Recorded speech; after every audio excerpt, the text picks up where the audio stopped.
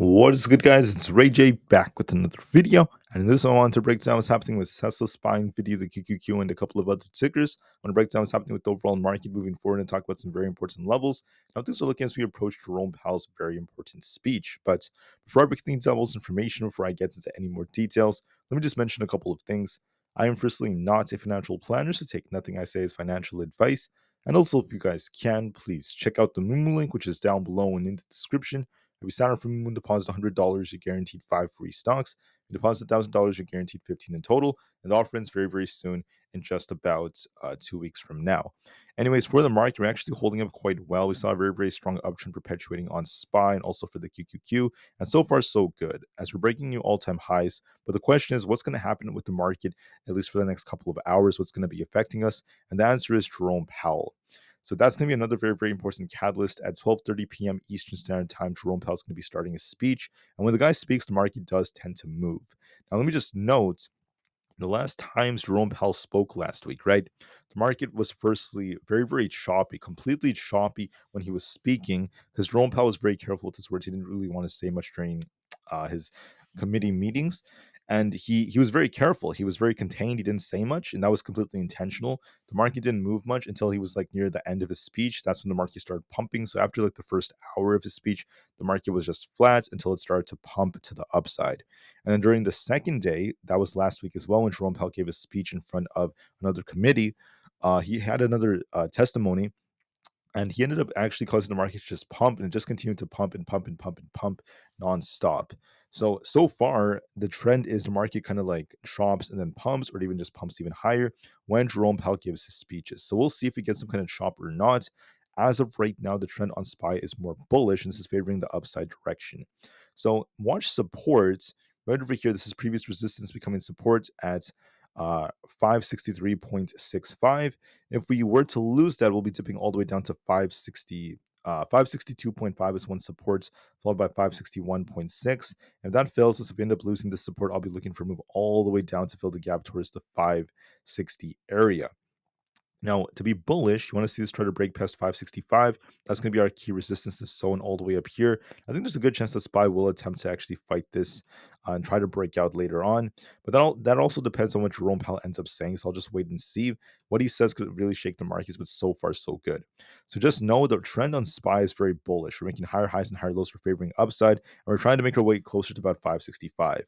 It is possible we pump higher, but you want to be kind of careful because it also depends on what Jerome Powell says. Just remember that when he speaks, the market tends to chop around and then it eventually starts to pump, or it also tends to just pump even higher. At least as of recent, that's what the market's been doing the last couple of times he spoke. So we'll see how it goes. We'll see if Jerome Powell tries to say anything significant, and this could lead to a big move. So we'll just have to wait and see and watch for that just to be safe. Now, for Tesla, the trend is bullish. The reason for that is because when you look at the way Tesla's moving, we had this low down here from Friday during the pre-market. Tesla was actually at 232. We had a higher high, higher low, higher high, higher low, higher high, higher low before making another higher high. So we've been uptrending very, very nicely. We're going to be looking at some key support right here at this 260 area. If we lose that, I'll be looking at 257 R20 EMA. Now, if we were to bounce off this 257 to 260 area, we could continue higher, but to continue higher, you have to break past 265. Break that, and we're going all the way up to at least 270, so watch that resistance very carefully. All right, so this is the range on Tesla. Break 265, we're going all the way up to about 270 in my opinion. And if we end up losing 260, I'll be looking for a dip all the way down to our 20 EMA at 257.69. Watch these levels very carefully amidst Jerome Powell's speech. I'm not a fortune teller, so I don't know exactly what the guy's going to say, but just know that Jerome Powell is. The last times he spoke, the market did pump. Even Tesla tried to, hold up decently. There was just one day when Tesla was weak compared to the market because of some bad news that came out about the robotaxi events being delayed. That's what reports were telling us, so that's very important. But since then, Tesla's been uptrending, so it's continuing to uptrend. I think it's going to likely remain range bound for now between 260 and 265.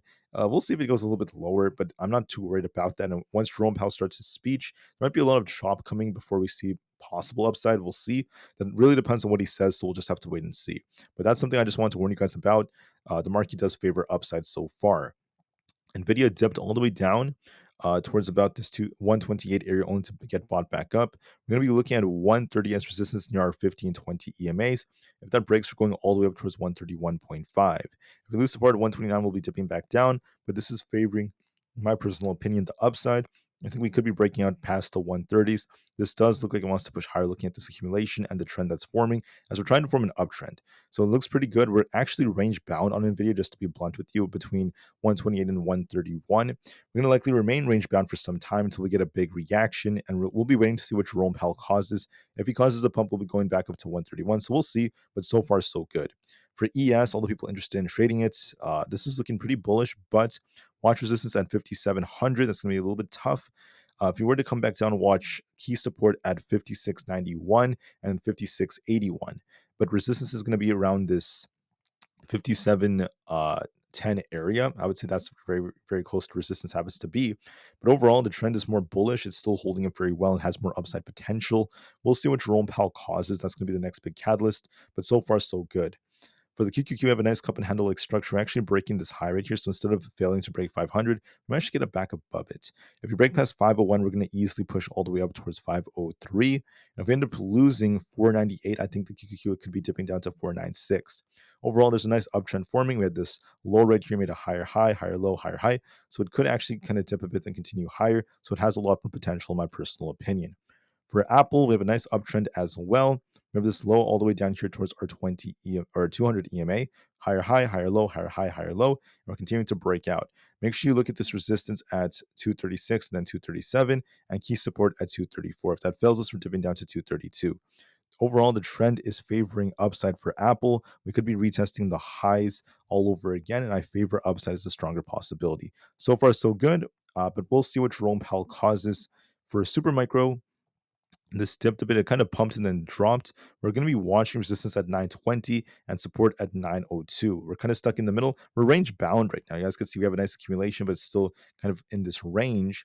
So we'll see how it goes. I think it may just continue to shuffle for the time being. We'll see what kind of reaction we get. Can we break past 940 and remain bullish, or will we end up losing 900 and turn back down? I think as of right now, it's going to shuffle. So we just have to give this some time just to see how things move. The IWM Russell 2000 is breaking out. Watch 218 as resistance. If that breaks, we're going up to the 220s. Watch 215 as support. If we lose that, we're dipping down to 213. But this is favoring upside towards the 220s, in my personal opinion. For AMD, watch resistance at 183. If that breaks, I think that we could break out towards 185. If we reject here, we'll be dipping back down. I think it might try to push a little bit higher towards at least 184 and just continue to shuffle. We're very, very range bound right now on AMD, going back and forth and back and forth. There's not really much going on with it. So we'll see how things go. For Coinbase, I said that if we broke past this trend line, right, this white trend line, this is previous support becoming resistance. Whoops, sorry, I kind of adjusted that. Sorry about that, guys. But overall, since we broke through this trend line, see the big white trend line we have, I said that 240 will be coming, and that's what ended up happening. So Coinbase has a nice uptrend that's being established right here, a nice double bottom. In order for this to continue, we have to be watching for more upside potential. For Amazon, we're kind of shuffling right over here. We're kind of stuck within the middle, so make sure you watch this support all the way down here around basically 193.5, and we have resistance around 196. We're kind of stuck right now, kind of shuffling. So we're going to give this some time, in my personal opinion. We got this little rejection off our 50 EMA. So it's just stuck in the middle. I did call out 192. It is possible to get a little bit close to that before we try to rebound.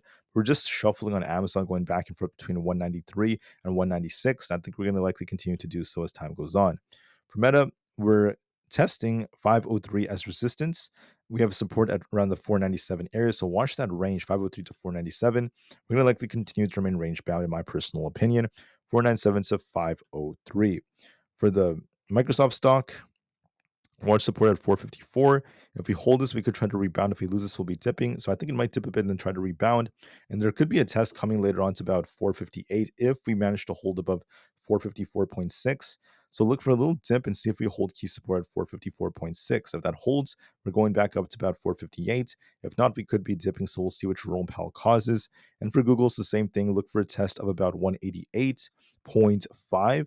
If that fails us, we're going back down to 187.6. If we hold this, we could rebound back up to the 190s. So we'll see. This actually looks a little bit more promising to me. We might be trying to fill an imbalance up here. So maybe there could be some upside coming, but this depends on the reaction we get from Jerome Powell. So we'll see how it goes. Anyways, guys, that's it for my video. The market's still holding up decently. We're not like out of the water quite yet. We're still doing a great job at holding up. So there is more upside potential. I think Tesla is just kind of dipping a bit. It just got below 260. So I'll be looking at our 20 EMA as support, this 257 area. So we'll see how it goes. Not bad from Tesla, though. The market's still holding up. But like I said, Tesla's still up over 4%. So it's still okay. So don't worry too much, guys. And with that being said, we'll see what Jerome Powell causes. So last times he spoke, the market shopped and then pumped or just straight up pumped. So we'll see if we get a similar reaction or not. I'm going to be very patient. I'm not really trading through his speech. I actually took the majority of profits on day trades already. So I'll wait and see how it goes. But that's pretty much it for the video. So have a great day, guys. Wait for Jerome Powell. Get ready at 12:30 p.m. and we'll see how things go from here. Have a great day. I'll see you guys soon on the next one, and peace out.